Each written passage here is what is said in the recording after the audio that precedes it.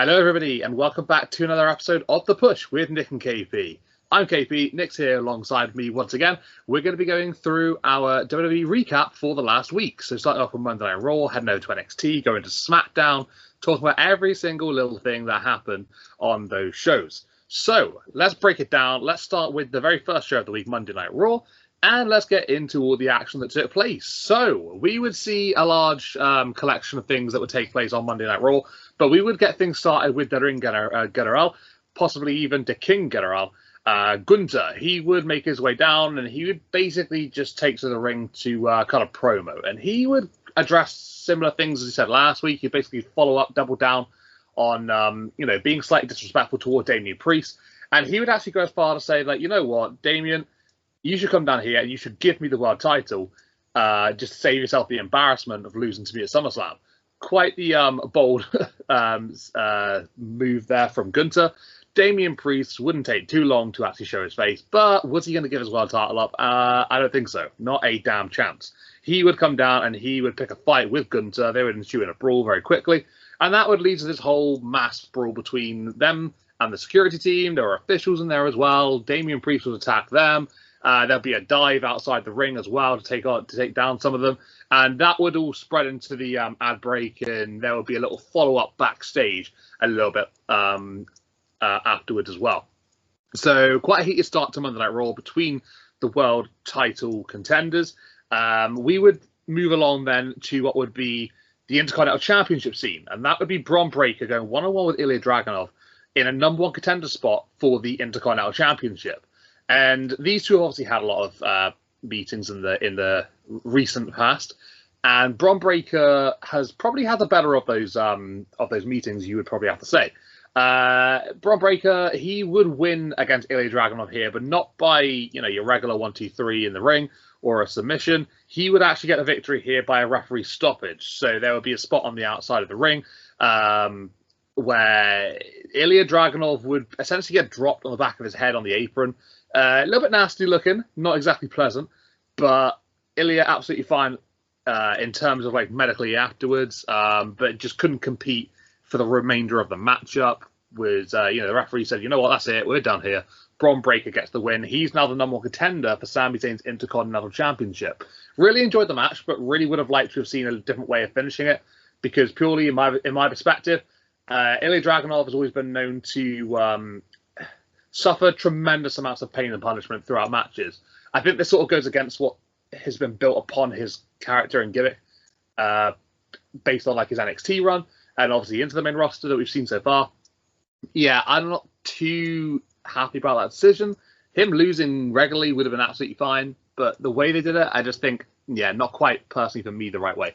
But hey, here's what it is. Bron Breakker is the number one contender for Sami Zayn's Intercontinental Championship. They'll have a rematch at SummerSlam, and let's see if Bron Breakker can get the win this time. So we would also have other matches throughout the night, and the next one that we're going to talk about here is Sonya Deville. She would go one-on-one with Lyra Valkyria. Sonya, in this situation with Zoe Stark and Shayna Baszler as of recently, she'd be involved in this like battle essentially with Lyra, Katana Chance, Kaden Carter. A lot of animosity here between several women. But this match itself would just be the one-on-one, and it would actually be Sonya Deville that will continue to do very well for herself since coming back onto the TV scene on WWE, and she would defeat Lyra Valkyria, one of the hottest up-and-comers here on the main roster. She had a great start to her time, but now she's starting to take some L's here.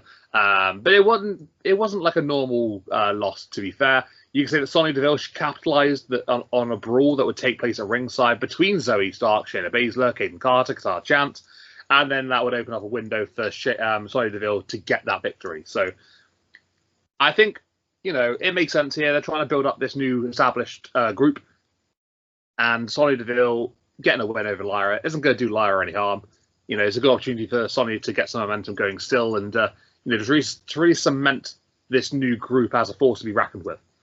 And then also, we would then go on to a CM Punk promo. He would come down to the ring, and he would take very, very, very little time to essentially say that, you know what, he is cleared to compete once again. So it's been a while. We've all been waiting for CM Punk to say that he's going to be cleared and he's all healthy and he's fit and he's ready to go.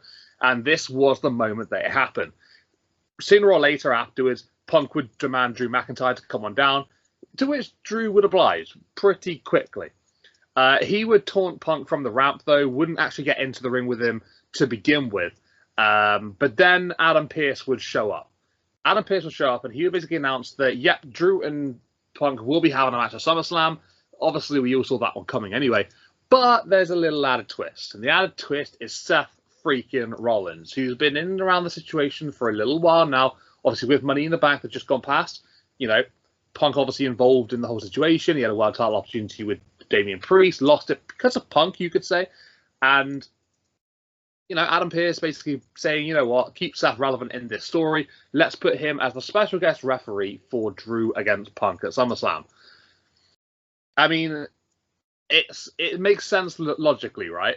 It does make sense logically in terms of keeping Seth involved in it. But do we really need Seth in this? I'm not sure. I think everybody wants us to see Drew and Punk go at it without any other shenanigans. Because let's face it, Seth's going to play a big part in the matchup, right? He's going to be involved in some way or another. So as to how he's going to be involved, obviously we'll have to wait and see what goes down from there on. But regarding these 4 little stories that we're going on here, Nick, what are your thoughts on Rollins as the referee? Are you happy with that? Do you think it's maybe a little bit unnecessary? And what were your thoughts on the ending to Ilya and Braun? Were you happy with that decision, or do you think maybe they could have gone down a different scenario? Yeah, I think you kind of alluded to it a little bit in that Ilya's character is kind of like, don't ever, never quit fighting. Not just, he's a small guy, but he has, the determination and willpower to overcome anything. And, as you said, I feel like that does take a little bit from him. I think it would have been better served to simply have him, same spot, same location outside of the ring, and then possibly do something similar to like just do a count out where he groggily gets up at like 7 or 8, and then clearly is trying to will himself back in the ring, and then just doesn't quite make it. And as soon as the 10 count hits, he slides back in. I think that would have done more to save his character.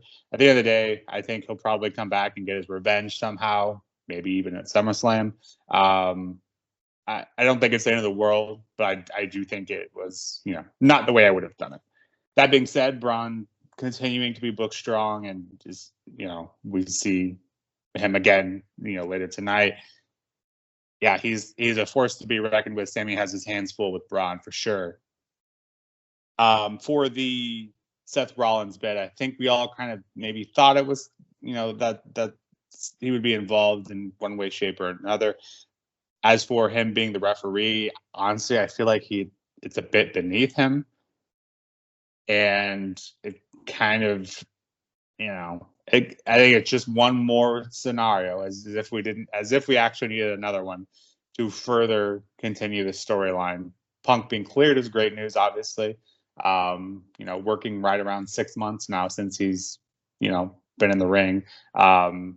It could be dark matches and, house shows I'm not aware of, but to my knowledge, 6 months without wrestling now. So, it'll be interesting. It's an interesting angle. I'll give him that. I think it'll be interesting to see kind of how Seth is, who he sides with, or does he side with anyone? Does he just try to screw both of them? At the end of the day, I think he has to count or, provide a winner somehow. That'll be interesting for sure. I do agree with you that I would have rather just seen Seth and, Punk and Drew go one-on-one after all this time. But I'm sure we'll get some type of continuation for that. At this point, maybe Mania next year. We'll get the final payoff. Kind of seems how it goes. And as for the Gunther bit, I love his character and kind of coming across as like the spoiled. It belongs to him. I like that angle, and continuing Priest as babyface. I started with nothing and now I'm here. I think that works best for all involved there. And yeah, all these stories kind of continuing, I think, build to SummerSlam, and I think making me look forward to them more than I had before the show. And then Sonya's faction continuing to look good, even though, albeit a bit of interference. yeah, her faction continues to be booked strong, and getting a win over Lyra, even if it did require a bit of interference, is Sony and her faction are looking good. They are, yeah. I think they've got a backing behind them, to be fair. The bookings have gone their way so far for the majority, and yeah, I think they are looking pretty strong. You made a lot of good points there regarding Seth, Punk, and Drew as well. Yeah, it's an interesting call. Seth may be a little bit beneath himself for sure in that role, but it's going to be very interesting, right? I think everyone's going to have their eyes on it. It's going to be something that we're all going to be talking about. We've been talking about it for ages. So, yeah, I guess now we're almost there, literally next week, and we'll see how it all unfolds, right? Okay, so still loads more action to go through here on Monday Night Raw. Still lots of stuff to discuss. Let's start off with the Final Testament going up against Otis, Akira Tozawa, and Xavier Woods. That would be a 3-on-3 contest. That would eventually result in Final Testament defeating the team of Otis, Akira, and Xavier Woods. However, it didn't really end there because it was all really about the post-match shenanigans here, because Otis, Tozawa, and Maxine would actually stick around in the ring. They would stick around because Chad Gable and the Creed brothers, they would come down to confront the former Alpha Academy members. They would attempt to recruit, well, Chad Gable would attempt to recruit Otis, Tozawa, and Maxine to join up with them once again. So, you know, a bit of a back and forth here between these guys for the last few weeks. Obviously still continues here and now. Otis would quickly deny Chad's offer before getting beat down alongside Akira Tozawa by Chad and the Creeds. That would get to a point where things would start to escalate. There would be steel chairs about to be introduced and involved. But before that could really happen, the lights would go out and it would all go down to the Wyatt Six. They would appear on the stage, but they would be without one member. They wouldn't be with Uncle Howdy. So where was he exactly? Uncle Howdy would appear behind Chad Gable in the ring, and he would hit Sister Abigail on Chad before the ad break.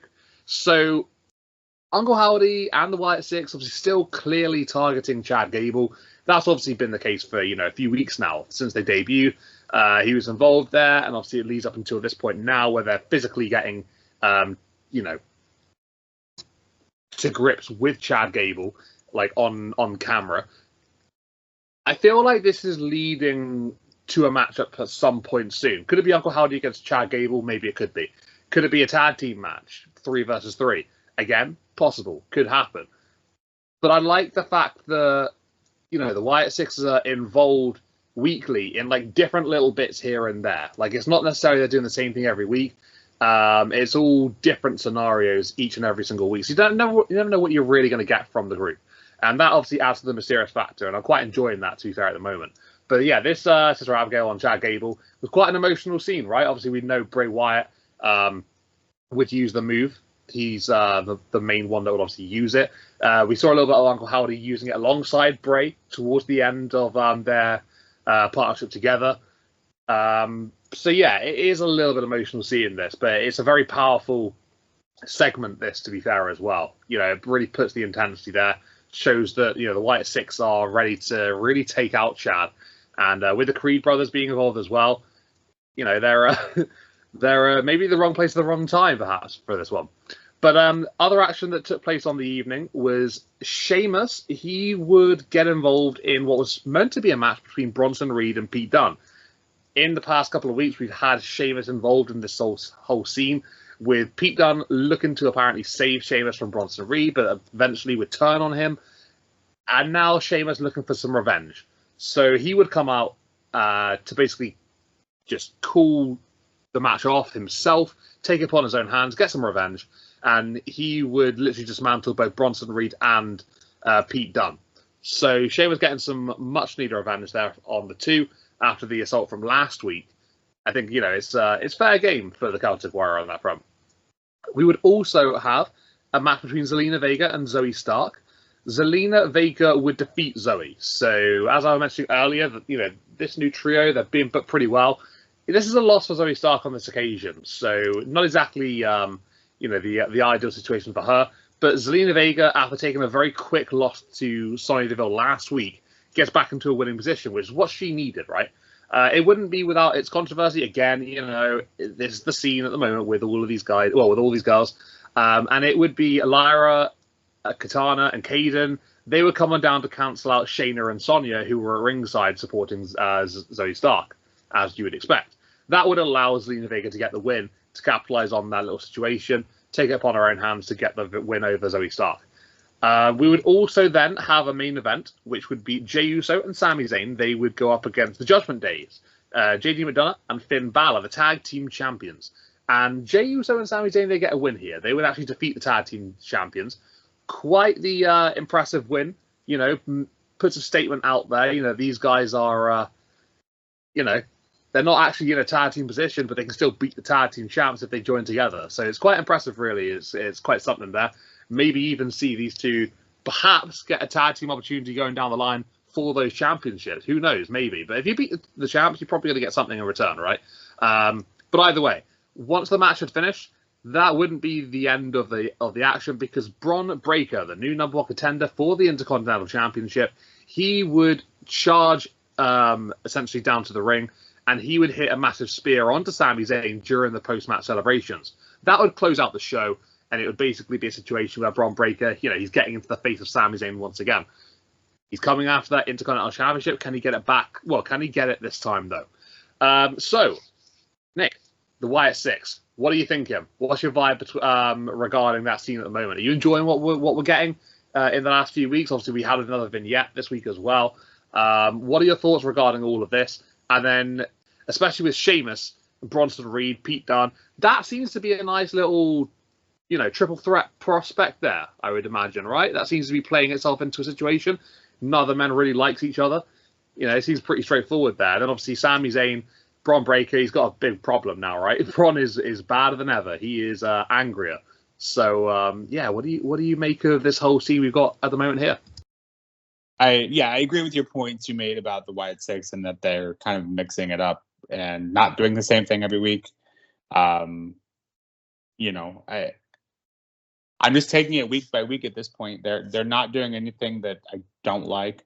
So at this point, I'm just kind of along for the ride. You know, I don't really have a ton more to add to that. I'm just, you know, intrigued, you know, and that's a good thing, right? You're intrigued to watch it every week to see what they'll do.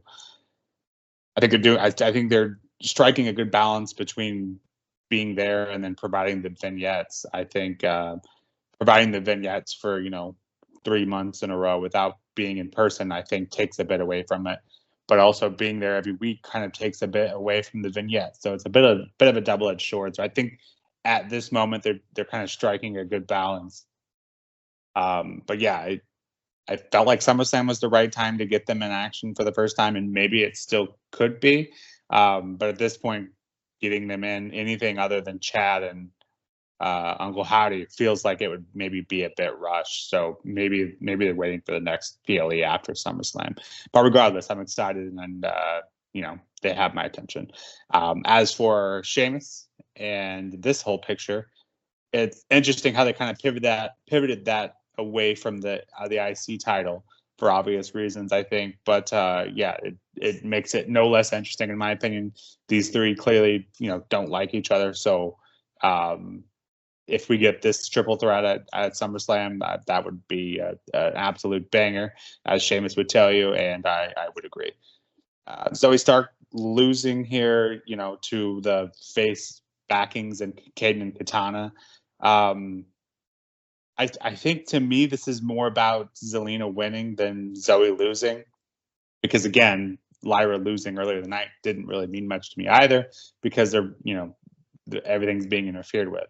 But I think Zelina has potential to be a force to be reckoned with. I think clearly her promo work has improved tremendously, and her in-ring work has become pretty good as well, in my opinion. So I think she could be in the title picture, and obviously she's had matches, but I think she deserves the whole gold at some point. I think she has proved herself and has proved her worth.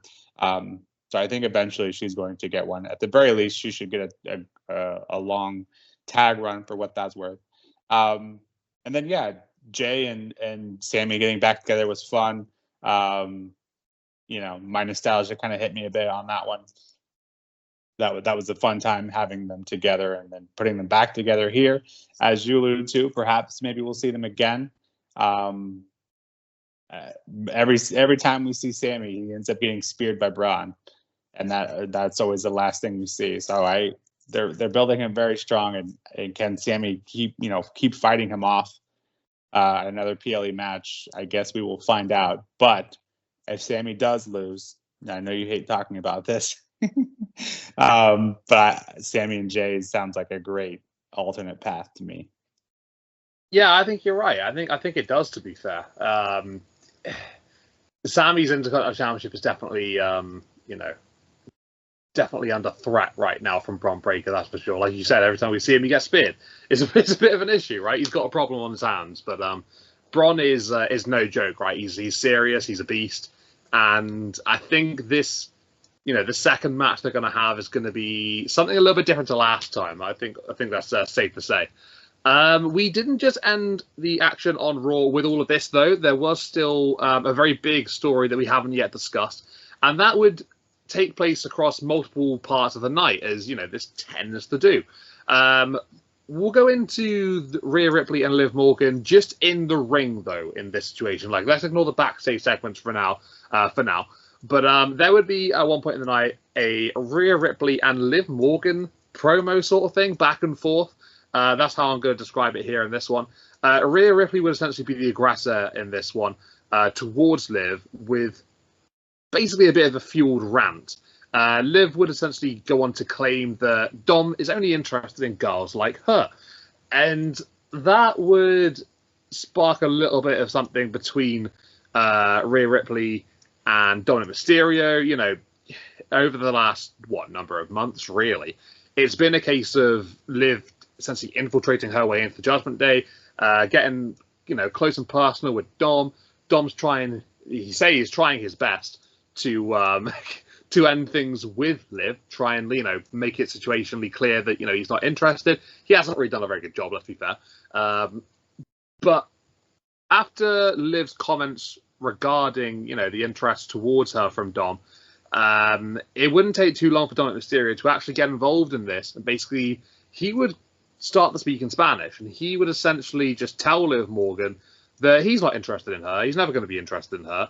And, that's the situation, full stop. He only has, his interests within the Judgment Day. Obviously, Rhea Ripley being one of his members, his mommy. There's a lot of history between the two of them. Liv trying her best here to basically just strong it out. Didn't really last too long. She would just burst out into tears, and she would run backstage just sobbing her eyes out. I think this, in my opinion, probably one of the weaker moments regarding this whole story in the last few weeks, months, whatever you want to say. It's been quite a long while. But I don't know.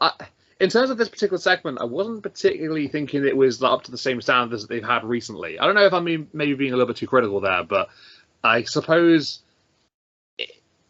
it's what Dom possibly could have done, should have done a long time ago, telling Liv, what, I'm not interested. That's it. We're, just go away, leave me alone. I just want to be left with Judgment Day. And I think that could have been done a long time ago, but to keep things going, to keep things stretched out with Rhea Ripley coming back, it made sense to wait until this moment. But I don't know. Once they did it, I was just thinking, like, all right, is that basically what we're doing then? Is that it?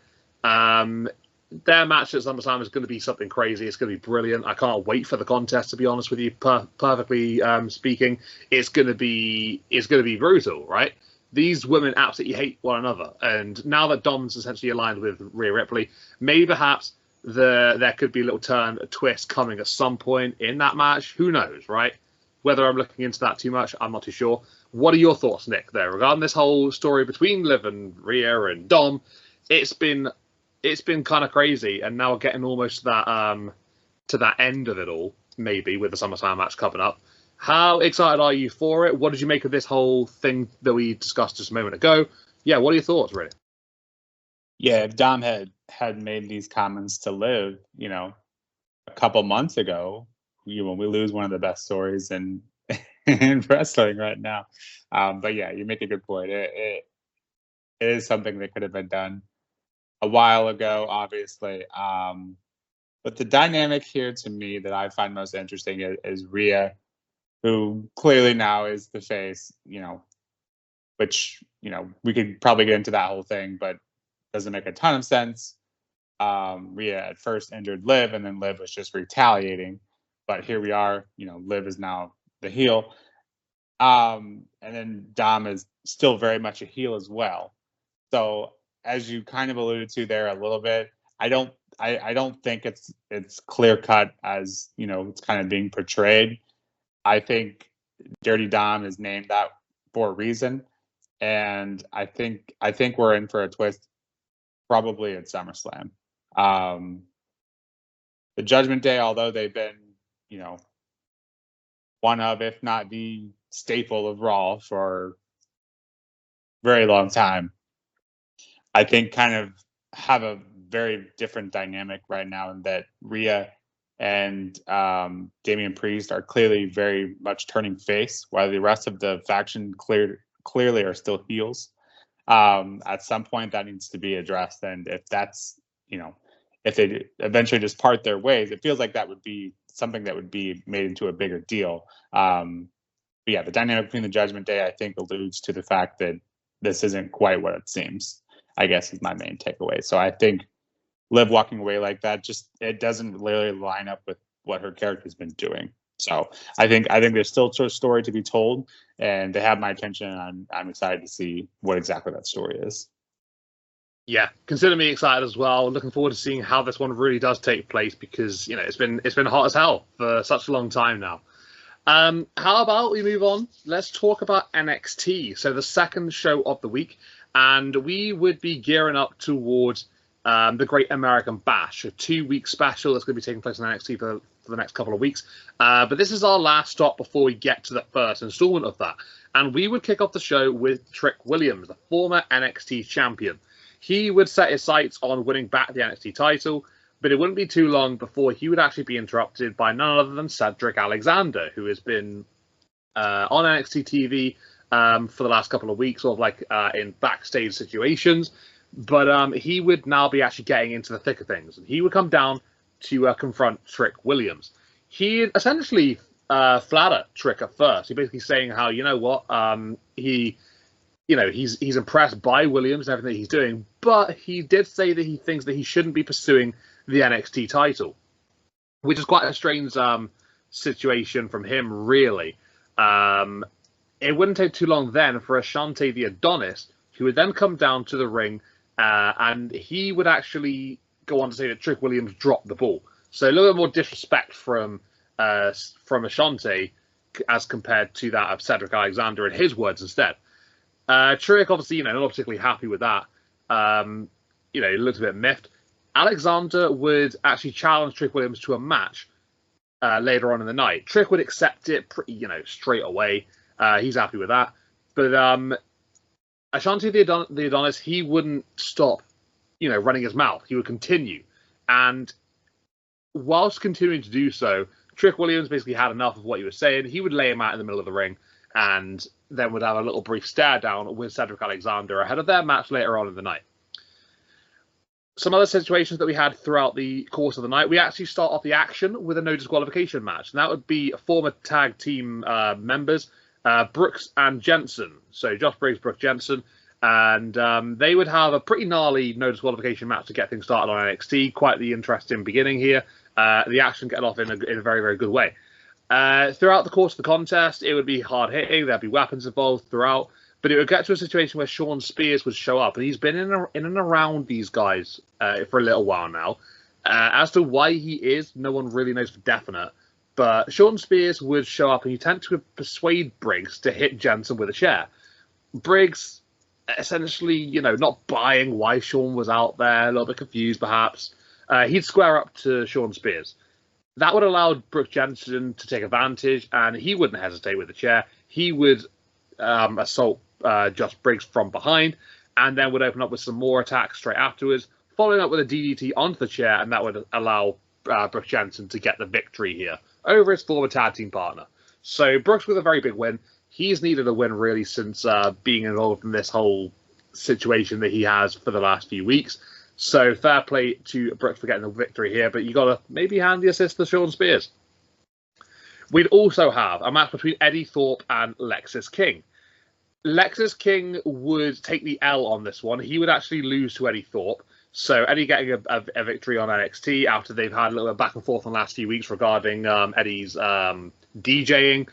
But Lexis King, he would take it quite personally. He would assault Thorpe post-match, leading to actually get into a position where he would jam Eddie's hand between the steps and the ring. He would then rig out his, I guess you want to say, his staff.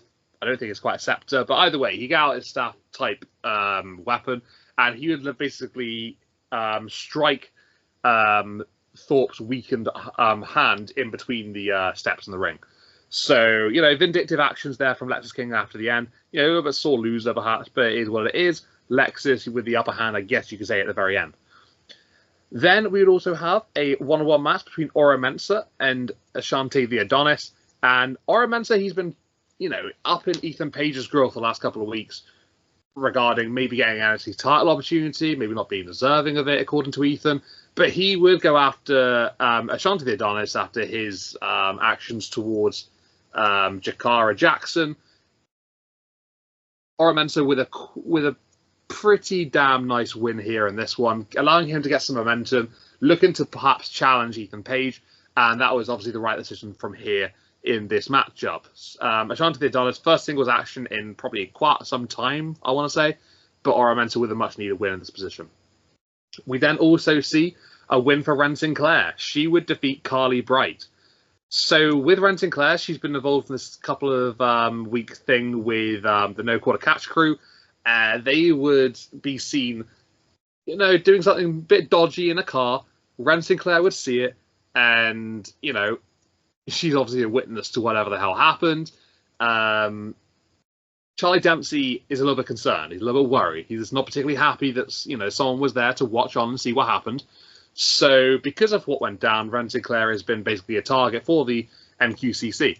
And Charlie Dempsey would make sure that Ren Sinclair got the win here. He'd actually assist her. He'd hold her down when she was going for a cover, and that would be the 1-2-3 for Ren Sinclair.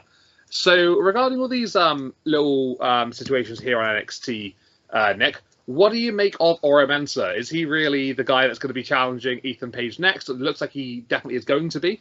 What do you make of his chances there? But also with Brooks and Jensen, with Brooke Jensen and Josh Briggs, much needed win for him, right? I think you've got to say that had to be the situation. And then Trick Williams bouncing back after losing that NXT title. It's it's a bit of an odd call here. Him just going one-on-one with Cedric Alexander maybe feels like he's in a transitional period, being held back from the title for now whilst Oro Mensah's going for it. Maybe then getting an opportunity going forward. What do you think about that? Yeah, I'm glad you mentioned the transition because I kind of had that feeling about a majority of the men's side of the roster at the moment. And I don't, we had the Fatal 4-Way at the last NXT PLE.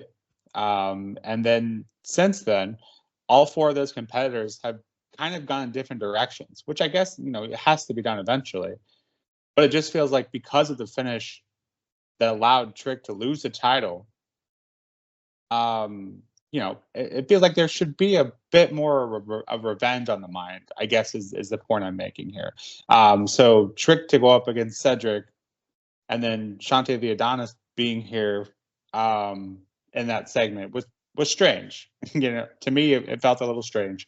Not that the match doesn't end up being good, but it's just, it feels like a bit of filler.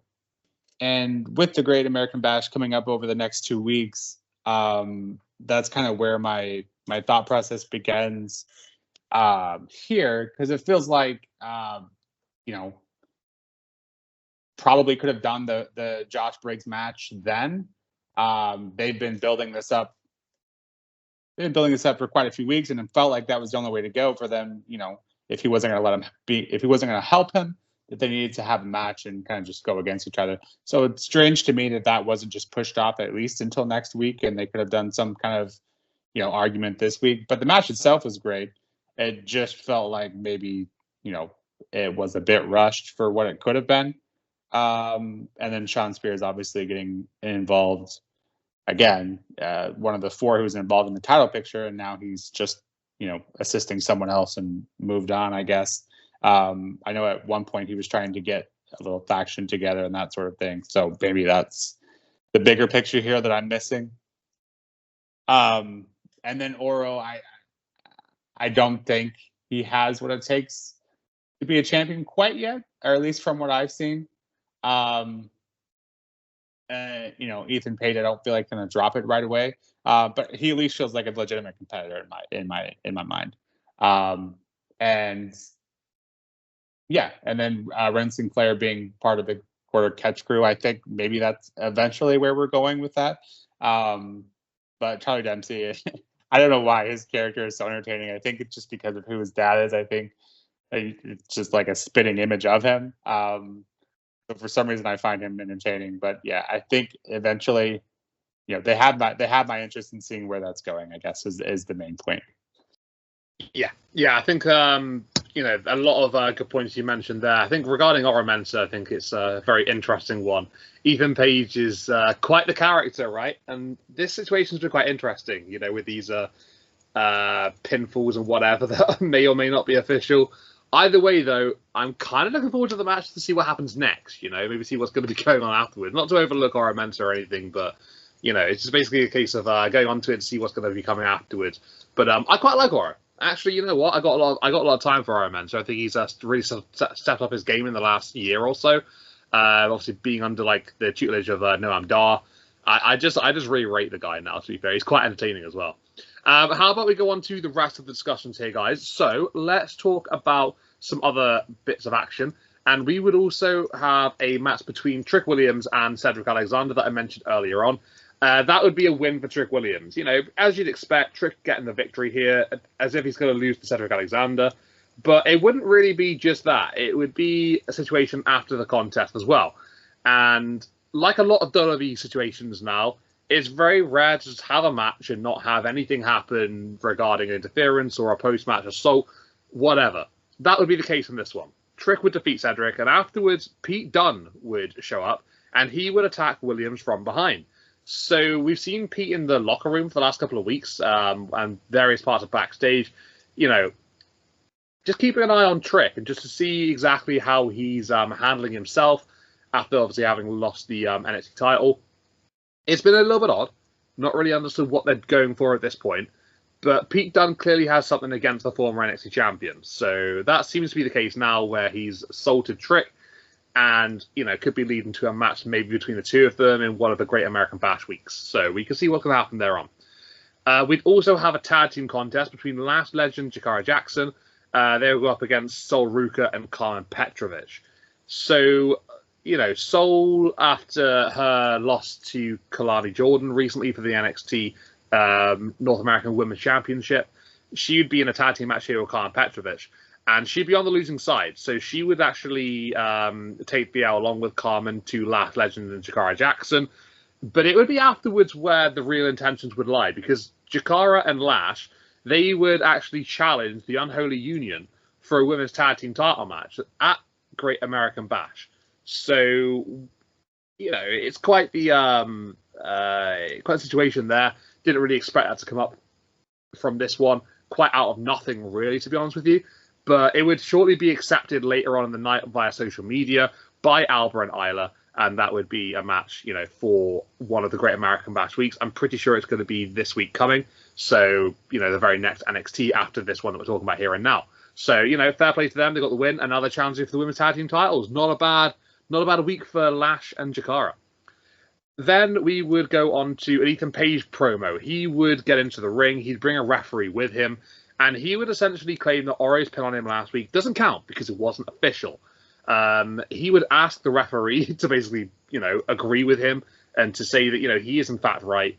And the referee would do that. He would say, you know what, you're right. It wasn't official, so it doesn't count. It's not technically legal. There's nothing wrong with that. It's fine. So a couple of moments would pass. Oro Mensah, he would blindside Ethan Page and would actually roll Ethan up with the referee actually physically counting to 3 whilst the roll up was taking place. Obviously, it's not a sanctioned match, so it's not like Ethan Page just lost the NXT Championship here or anything. But again, it's Oro Mensah getting into the head of Ethan Page and proving that he can get a 1, 2, 3 on the champion. So quite the interesting scenario here.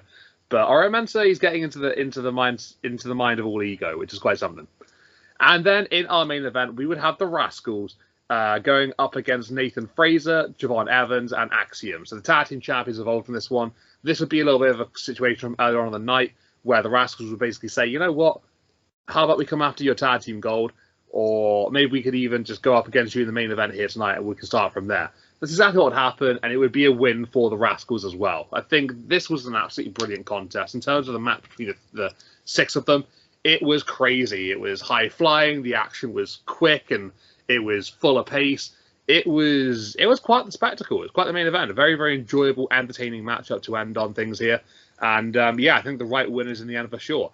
Axiom and Nathan Fraser, they got a bit of a problem now because, Wes and Zachary, they could be coming after the tag team titles. I think they deserve that at this point now. So, very good main event in my opinion. So, Nick, what do you think? Did you enjoy the main event as well? What was your thoughts on that one? Quite a fun bit of energy regarding the end there, right? And also with, let's talk about the tag team declaration for the women's tag team titles, but from Jakara and Laugh Legend. Did you see that one coming? Just challenging Unholy Union. That's going to be the Great American Bash. Can't see them winning. What about you, though?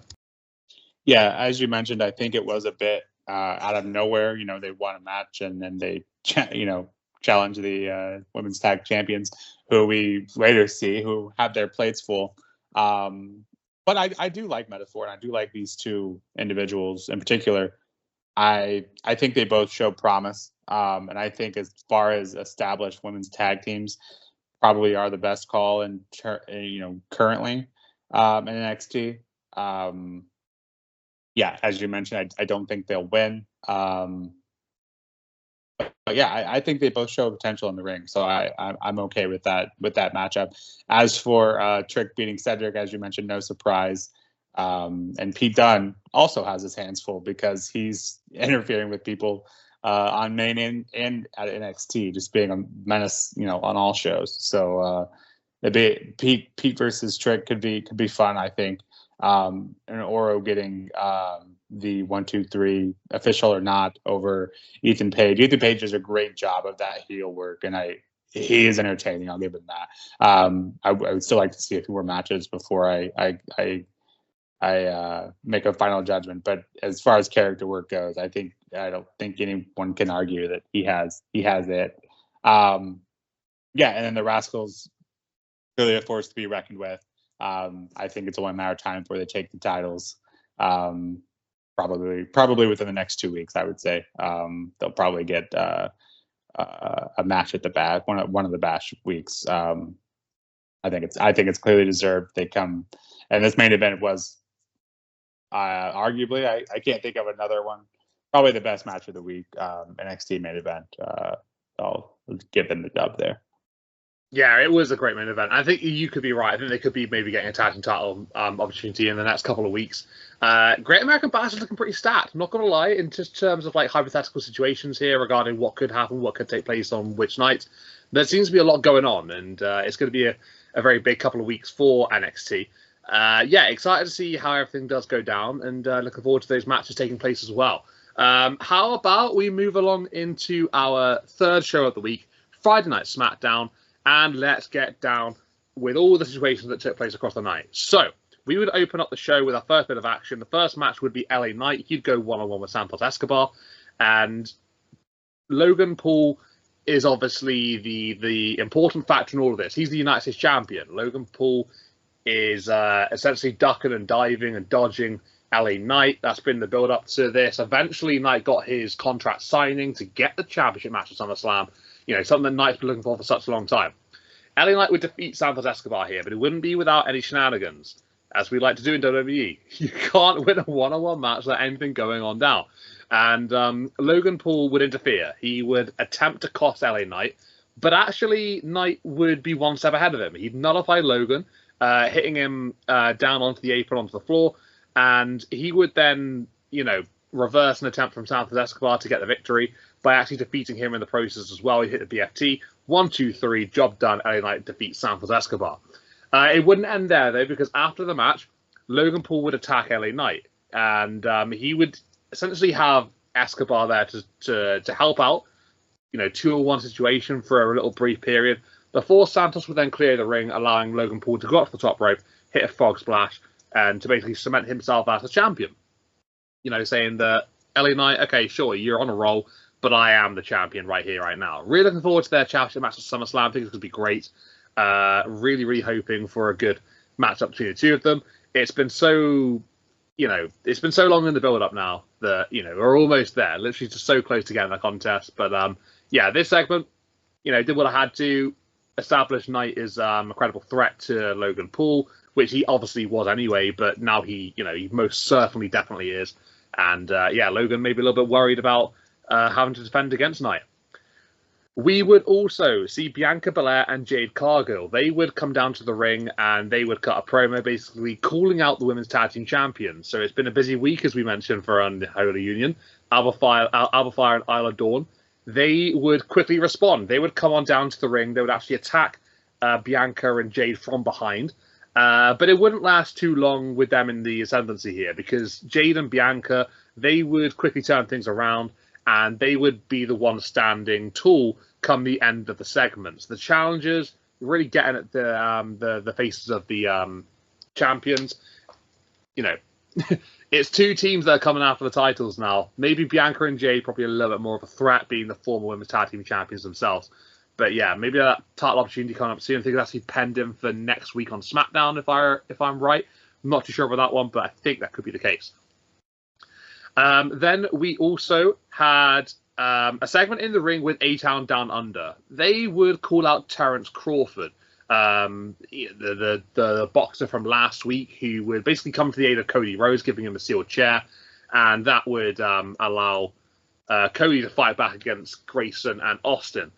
So Terrence Crawford would come on down. He would get into the ring with A-Town Down Under, and it wouldn't be too long before Terrence would be fed up of what Grayson had to say, and he would knock out Austin Theory, literally leave him laying there in the ring. Grayson Waller, not particularly happy about that, looked a bit shocked at the situation. Imagine being shocked at a boxer knocking someone out. It's quite something, really. Don't know why you'd be shocked by that, but hey, look, Grayson Waller, I really rate the guy, and his expressions are absolutely top notch. But yeah, this whole thing with Terrence Crawford and these two, I'm not sure where this is leading. I don't know if it's maybe just a couple of week thing, perhaps, if that.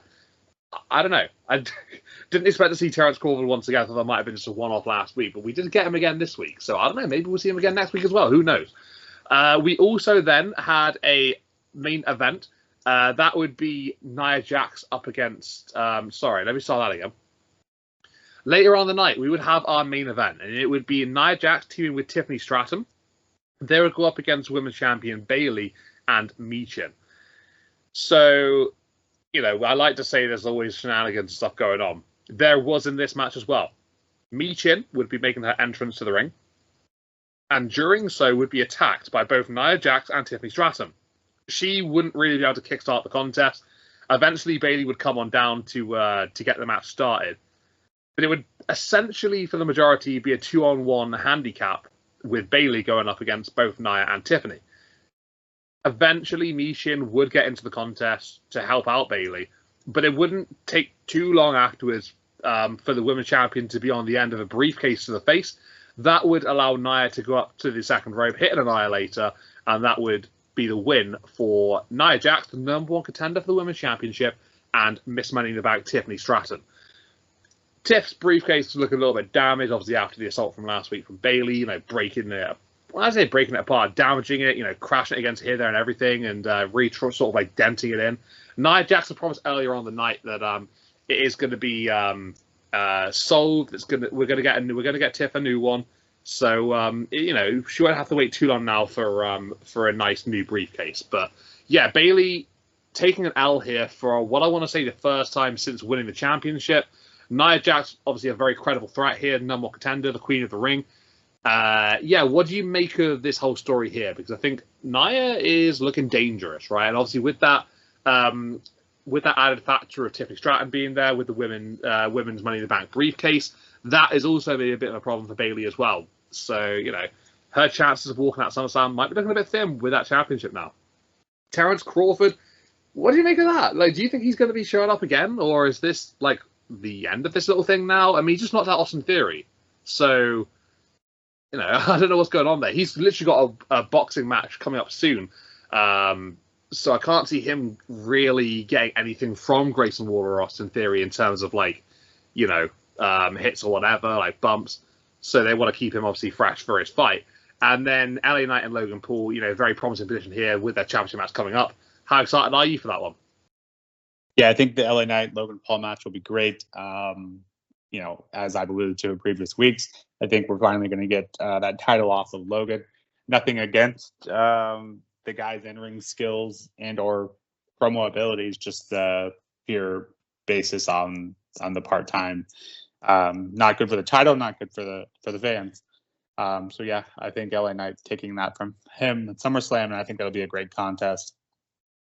The Unholy Union being booked potentially back-to-back weeks, or maybe even twice in the same.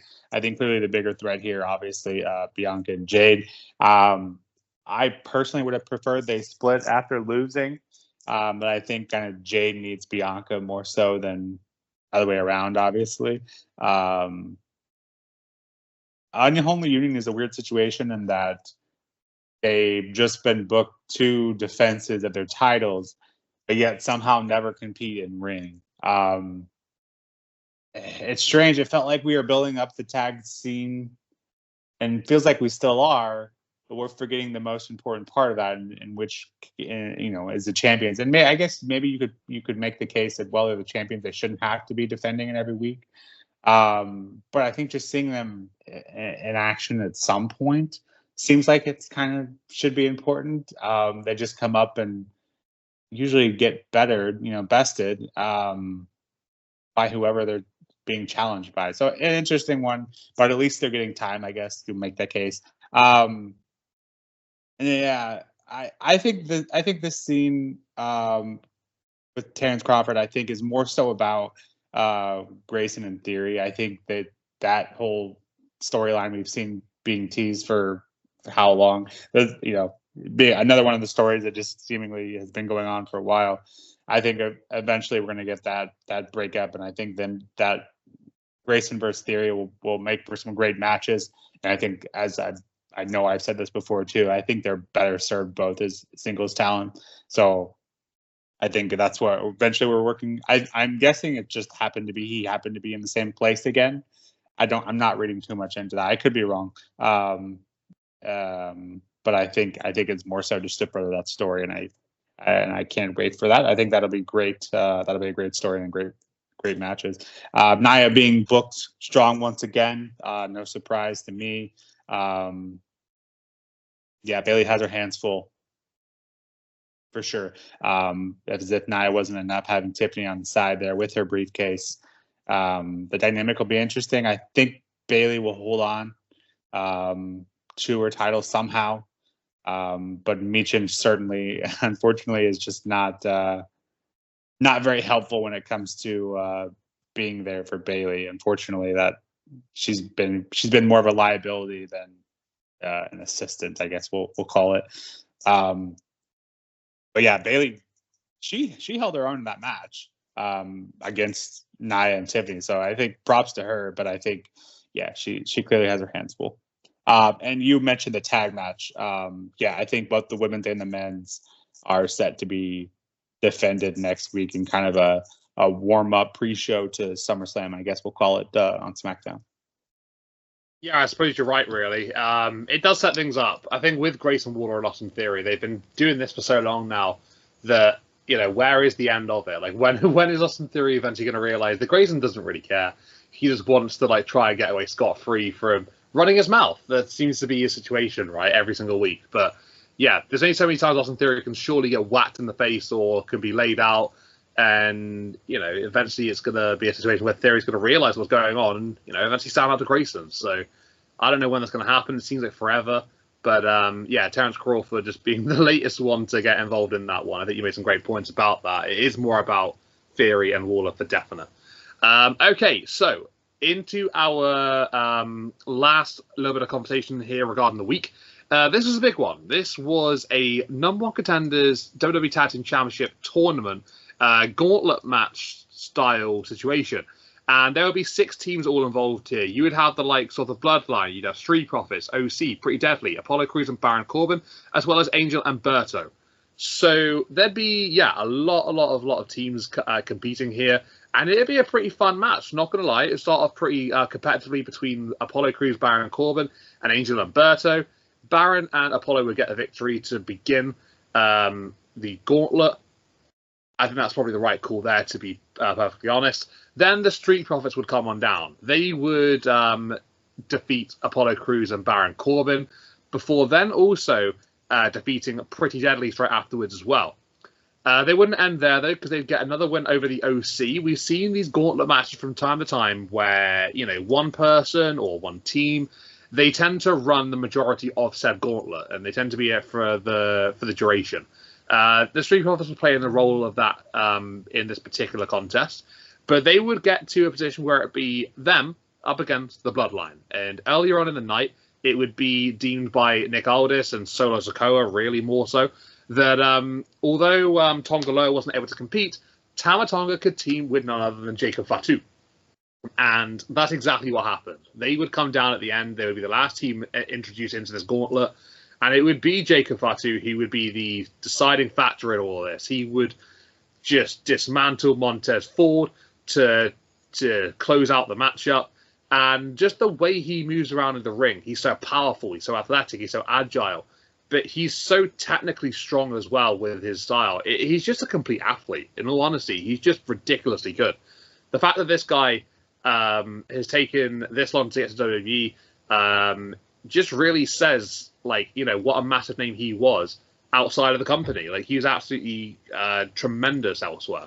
But for them to have acquired him now as part of this Bloodline story, it is huge. It's absolutely huge. But yeah, the Bloodline would get the win. Jacob Fatu and Tama Tonga, they would secure the victory here for the Bloodline. And they would get a WWE Tag Team Championship opportunity. That's going to be taking place next week on SmackDown. So, this SmackDown coming now, I guess you could say, the next one. They'll go up against Tommaso Ciampa and Johnny Gargano of DIY.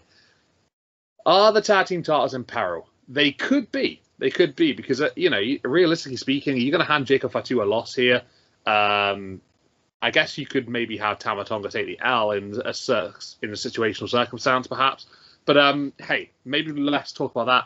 What did you make of this gauntlet match? Did you have a lot of fun watching this one, Nick, or did you maybe think that it's a bit of the same old? They have a team or a single star run basically the majority of the whole thing. Are you tired of seeing that sort of script, or would you rather see little differences involved in these gauntlet matches? Maybe have one team win and then another team beats that team.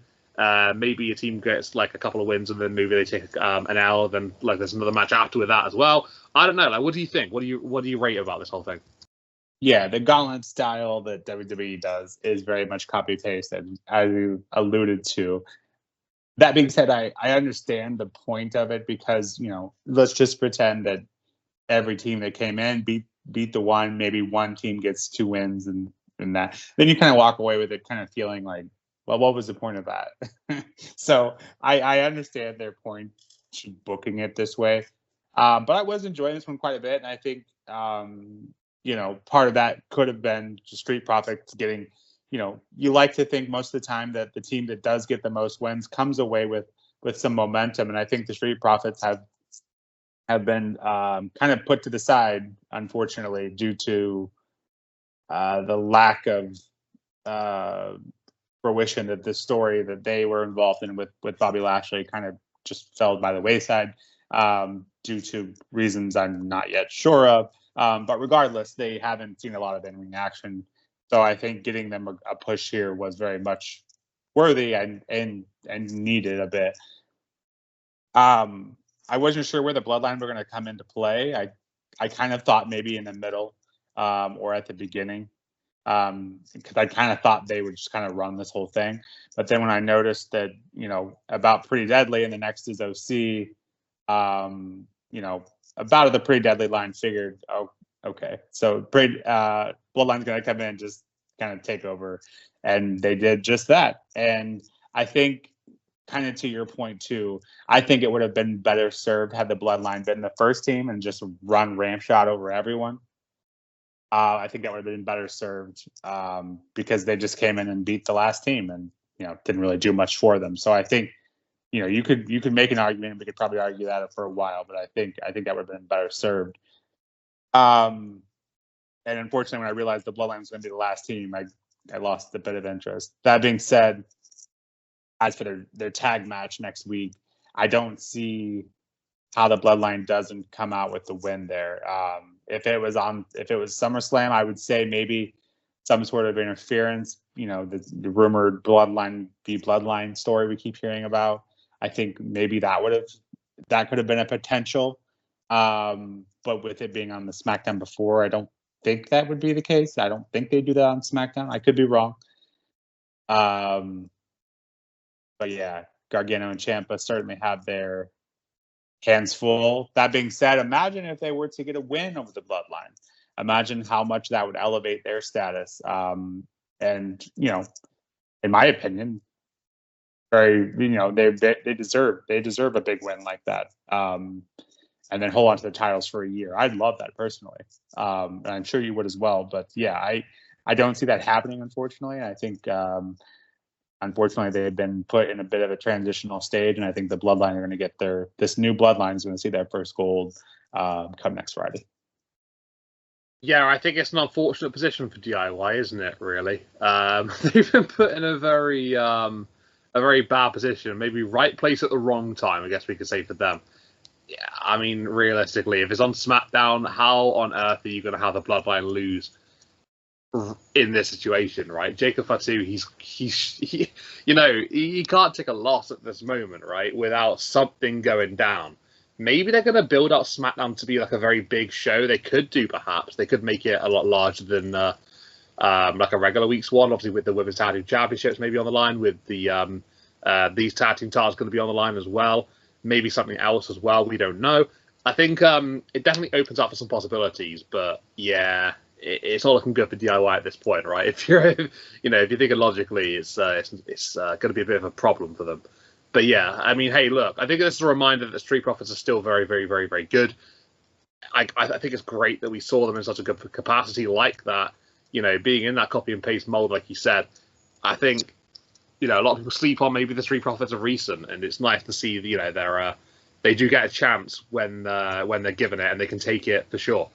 Okay, so that is the majority of everything we'll discuss this week. So, Monday Night Raw, NXT, SmackDown, all gone along with that. Guys, what did you think? If you are enjoying what we're putting out there, please leave a like on the video and please hit subscribe on the channel. What are your thoughts about everything that we've mentioned so far? Do you disagree or agree with anything that we've mentioned here? Because if you do, let us know in the comments. Let us know what your thoughts are. Before we do have this one out, is there anything that you'd like to add, Nick? Yeah, I mentioned it. I wanted to mention it in the last slide, but kind of forgot about being carried away with the booking.